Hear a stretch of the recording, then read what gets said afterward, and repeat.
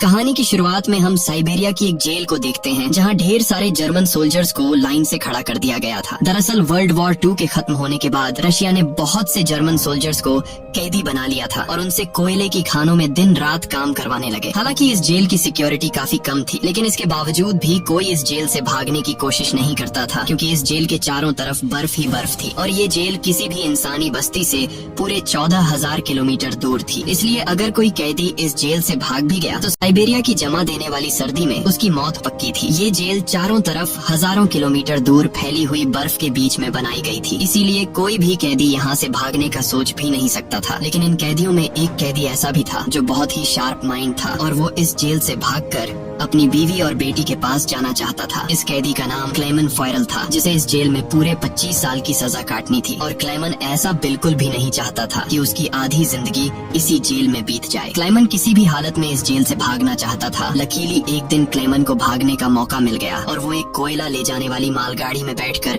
इस जेल से भाग निकला। अब जेल के बाहर जब उसने खुले आसमान में सितारों को देखा तो वो खुशी से झूम उठा, लेकिन ये खुशी कुछ ही देर की मेहमान थी। थोड़ी दूर चलने के बाद उस मालगाड़ी को रोक दिया गया और जब क्लेमन ने बाहर झांक कर देखा तो एक रशियन सोल्जर बंदूक ताने उसके सामने खड़ा था। बदकिस्मती से यहाँ क्लेमन पकड़ा गया और जेल से भागने के जुर्म में उसे एक ओपन एयर सेल में बंद कर दिया गया। सर्दी बहुत ज्यादा थी और रात में होने वाली बारिश ने क्लेमन की हालत खराब कर दी थी। उस सेल में क्लेमन को कुछ घंटों के लिए नहीं बल्कि पूरे 2 दिनों तक रखा गया। अब पूरे 2 दिन बाद अगली सुबह जेल का वार्डन उसके पास आया और उसे सेल से बाहर निकाल कर उससे कुछ भी टॉर्चर नहीं किया गया। बस सिर्फ ये बोला कि तुम्हारे साथी बेसब्री से तुम्हारा इंतजार कर रहे हैं। अब जब क्लेमन अपने साथियों से मिला तो वो सब लाठियां और डंडे लेकर उसका इंतजार कर रहे थे। वो सब क्लेमन पर बहुत गुस्सा थे क्योंकि क्लेमन के भागने की वजह से उन सबको पिछले 2 दिनों से भूखा रखा गया था। और क्लेमन को अब वार्डन की बात समझ में आ गई कि उसने क्यों कहा था कि तुम्हारे साथी तुम्हारा इंतजार कर रहे हैं। अब क्लेमन को देखते ही बाकी कैदियों ने उस पर हमला कर दिया और उसे बहुत बुरी तरह से मारा। इस मारपीट में क्लेमन इतना जख्मी हो गया कि उसे जेल के हॉस्पिटल में एडमिट करना पड़ा। इस जेल का डॉक्टर भी एक जर्मन कैदी था। जैसे ही क्लेमन होश में आया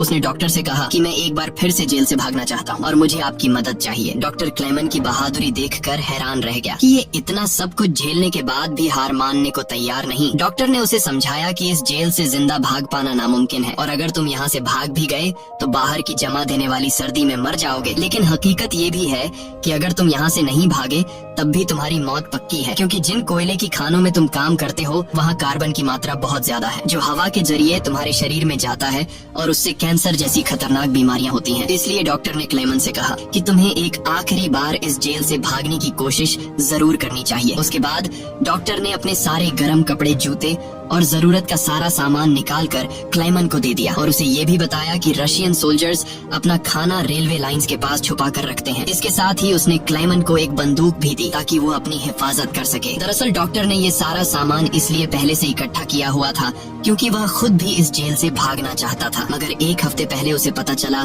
कि वह कैंसर का मरीज है और उसके पास 1 महीने से ज्यादा वक्त नहीं है। अब उसने क्लेमन को एक लंच बॉक्स दिया और कहा कि अगर तुम जिंदा बच गए तो मेरी फैमिली तक ये लंच बॉक्स पहुंचा देना और कहना कि मैं इस दुनिया में अब नहीं रहा। यहाँ एक बार फिर से रात के अंधेरे में क्लेमन दोबारा भाग निकला और इस बार उसने मालगाड़ी की बजाय पैदल चलने का फैसला किया। वो पूरी रात पैदल चलने के बाद सुबह भी चलता रहता है क्योंकि उसे डर रहता है कि कहीं रशियन सोल्जर उसे पकड़ न ले। अब जब सुबह वार्डन को पता चला कि क्लेमन जेल से फरार हो चुका है तो वो सीधा डॉक्टर से पूछताछ करने उसके कमरे में पहुंचा, लेकिन उसके पहुंचने से पहले ही डॉक्टर ने अपनी जान ले ली थी क्योंकि उसे पता था कि क्लेमन के भागने की खबर सुनने के बाद वार्डन मुझे बहुत तड़पा तड़पा कर मारेगा। इसके बाद वार्डन ने कई रशिया सिपाहियों को क्लेमन की तलाश में भेजा और उसे जिंदा पकड़कर वापस लाने का हुक्म दिया, लेकिन कई दिनों की तलाश के बाद भी उसे क्लेमन का कोई पता न चल सका। क्लेमन की खुशकिस्मती ये थी कि बर्फबारी स्टार्ट होने की वजह से उसके पैरों के निशान मिटते जा रहे थे, जिससे क्लेमन को ढूंढना मुश्किल पड़ रहा था। अब सबको लगने लगा कि क्लेमन इस सर्दी में जमकर मर चुका होगा, मगर वार्डन मानने को तैयार नहीं था क्योंकि वार्डन जानता था कि क्लेमन बहुत स्ट्रॉन्ग है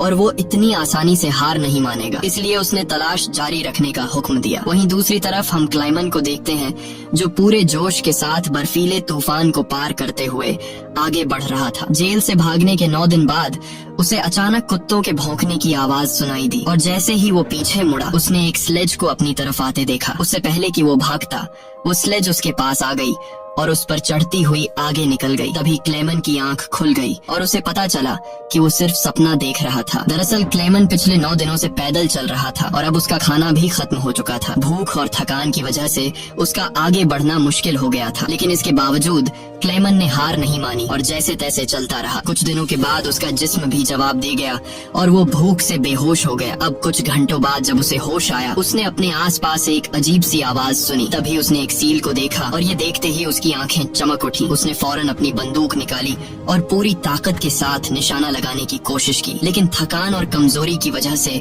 उसका निशाना गलत हो गया और वो सील वहाँ से भागने लगी। क्लेमन, जिसे कई दिनों बाद जिंदा रहने की एक छोटी सी उम्मीद मिली थी, वो इस उम्मीद को हाथ से नहीं जाने दे सकता था। क्लेमन फौरन उसके पीछे दौड़ा, लेकिन दौड़ते वक्त क्लेमन बर्फ टूटने की वजह से पानी में गिर जाता है, जिससे उसके पैर में चोट आ जाती है। लेकिन जख्मी होने के बावजूद वो सील का पीछा करने लगा। क्लेमन जैसे ही गोली चलाने वाला था, वो सील एक चट्टान के पीछे छिप गई। क्लेमन और आगे बढ़ता है और सील को दोबारा देख लेता है। उससे पहले कि वो पानी में जाती, क्लेमन ने अपनी आखिरी गोली चलाई और खुशकिस्मती से वो गोली उसे लग गई। ये देखकर क्लेमन खुशी से झूम उठा, क्योंकि अब सफर के दौरान उसे खाने की फिक्र नहीं थी। कई दिनों के बाद क्लेमन ने पेट भर कर खाना खाया और थोड़ा आराम करके अपना सफर जारी रखा। अब इतने लंबे सफर में क्लेमन बिल्कुल अकेला था और उसके चारों तरफ बर्फ के अलावा कुछ भी न था। इस माहौल में उसकी दिमागी हालत खराब हो सकती थी, इसलिए वो खुद से बातें करता और पॉजिटिव बातें कहकर खुद को आगे बढ़ने के लिए मोटिवेट करता। इसके साथ ही वो हर वक्त कैंपस के जरिए अपने रास्ते को देखता है, ताकि वो इस बर्फीली वादी में कहीं खो न जाए। इसी तरह दिन गुजरते गए और फिर महीने, लगातार 2 महीने चलने के बाद क्लेमन को इस बर्फीले मैदान में एक छोटा सा पेड़ दिखाई दिया। इस पेड़ को देखकर क्लेमन इतना खुश हुआ कि जैसे उसे कोई खजाना मिल गया हो और वो भागकर उस पेड़ को गले लगा लेता है। दरअसल ये पेड़ इस बात की निशानी थी कि क्लेमन लगातार 2 महीने चलने के बाद अब ये बर्फीला मैदान क्रॉस कर चुका है और आगे जंगल शुरू होने वाला है। थोड़ा ही आगे चलने के बाद ठीक वैसा ही हुआ जैसा उसने सोचा था। अब यहाँ से जंगल शुरू होने वाला था। बर्फ का इलाका खत्म हो रहा था। वो जंगल में बहुत खुश था। वो लकड़ियाँ इकट्ठा करके आग जलाता है और कई महीनों बाद पहली बार सुकून से सो जाता है। पर अगला दिन उसके लिए सुकून का था या नहीं,